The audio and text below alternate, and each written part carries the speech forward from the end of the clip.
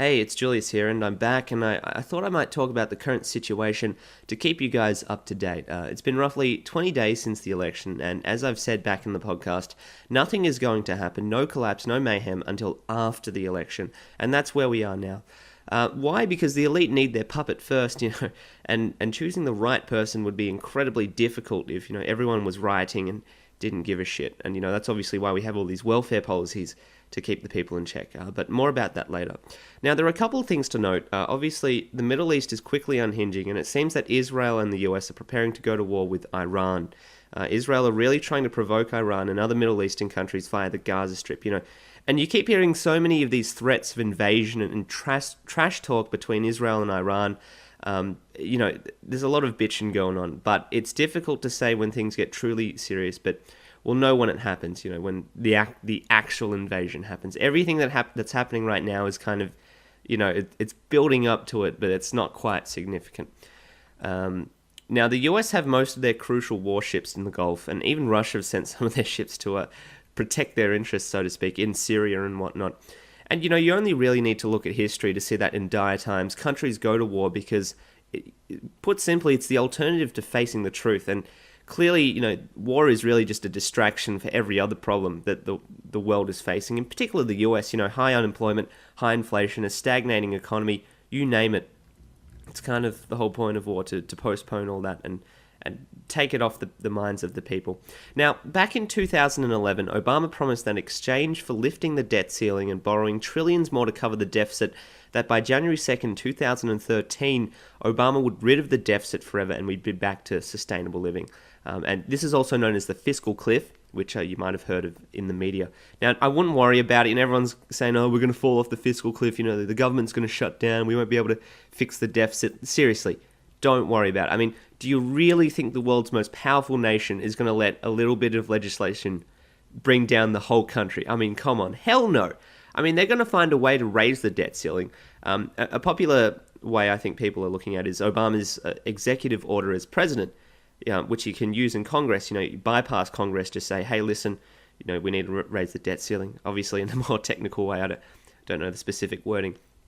There's so many unconstitutional ways that, I mean, the government is no longer constitutional. I mean, they've just done so many things that have breached people's rights and whatnot. So, no doubt, I mean, you got to understand, the government, they are the masters of kicking the can down the road. They've been doing it since 2008, really. They can kick the can for as long as they want. Of course, you have to understand that the longer they kick the can down the road, the weaker they get, so to speak, and the more unstable things get. Forget sustainability. Government are designed to prolong unsustainability via can kicking. And so you got to understand, the key point is that the US dollar is the world reserve currency.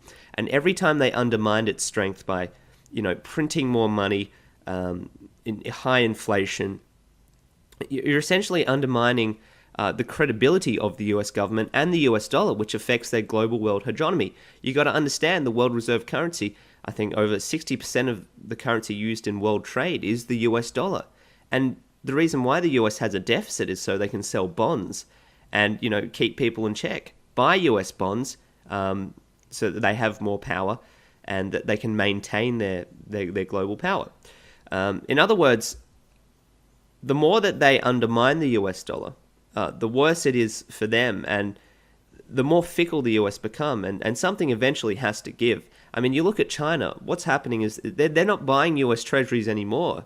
In fact, their US treasury holdings have gone down. They're not buying US bonds because they realize that the US, they're on this path of unsustainability, that they're going to keep printing, they're going to keep undermining their currency by weakening it, and so they just stop buying. And the more countries that realize this, that the US is just going down this dangerous path, the worse it becomes. So if they do extend the debt ceiling and print more money, countries are going to start waking up. I mean, they're already waking up at the moment, but this is kind of, they're making it even worse than it really is, or than it former was. So something to look out for. Now, the deficit gap to fill is over $1 trillion because, Obama's a bit of a spending whore. Over $400 billion is being spent on welfare alone, which brings me to why Obama was re-elected, and this is an important point. The problem with the Obama regime in regards to debt sustainability and the people really is that it's completely dependent on welfare and government spending. The only reason why Obama was re-elected was because the people voted for the candidate that was giving away the most free shit. To be perfectly honest, they voted for socialism. If you look at Romney's campaign, it was all about, growth and we're going to work hard and get out of this mess. I mean, why work hard when Obama can give you free stuff? I mean, it makes no sense. It didn't even work. Food stamp usage at an all-time high. Now we got Obama phones. I mean, the Republicans tried to make, the Obama phone lady on YouTube? They tried to make fun of the whole ordeal, Obama giving away free stuff, but it didn't work because people don't care. People want the free stuff. I mean, you got to understand, people voted for socialism because, the country is so far gone economically that, that the government refused to default. There's simply no alternative to survive. I mean, you understand, small business gets crushed by government. So why even bother when the government can just give it to you for free? I mean, I don't blame them in some senses. Now, the markets, forget the markets. They're no longer functioning properly and, arguably haven't been so for the past 5 years. It's actually just ridiculous now. Forget market or even value on the market or the fundamentals. The markets only move when Ben Bernanke speaks. Sorry, my voice. The markets have become so irrational now that we have negative interest rates on other countries' bonds because people are so scared with their money. They don't know where to put it. And don't even get me started on Europe because they're so screwed. It's quite hilarious to watch them delay and, kick the can. Like it's an inherent part of the democratic process. I mean, eventually what will happen is that Greece will leave or get kicked out of the Eurozone. And that will basically trigger the beginning of the collapse. And the only reason why Greece hasn't left yet is because it's simply cheaper for Germany in the midterm to keep them in and bail them out continuously. However, once we get to the point where Germany realizes, holy crap, Greece is such a burden, and that if we do continue bailing them out, it will actually cost more than leaving the Eurozone. Because you have to understand, it's the lesser of the two evils. Bailing Greece out obviously costs Germany money. But if Greece were to leave the Eurozone, Germany would lose money indirectly, via trade, because obviously Greece can't do anything when they revert back to their former currency and it's worth nothing. And it's currently overvalued. So what are they going to do? Well, Germany's obviously going to lose out because of all the lost trade and whatnot. And really, it's just game over for everyone. When Greece default, the banks will default. And obviously, the financial system is so interconnected that when the banks default, the whole world is just going to fall to shit. So not good. Basically, the elite and Germany, they're trying to prevent this eventual collapse. They know it's going to happen until it literally becomes so unbearable that they think, hey, listen, it's so bad now. Could it get any worse? No. So let's kick Greece out. Now, I know I've been talking about collapse for a long time, and, here's how I like to look at it. Everything is so shaky right now. All it takes is one significant event, and then bam, it's gone. I'm predicting on either, a war between Israel and Iran. Most likely, I think maybe Greece leaving. That seems to be the big one. Because war will make things worse. Whether it will trigger collapse or not, who knows?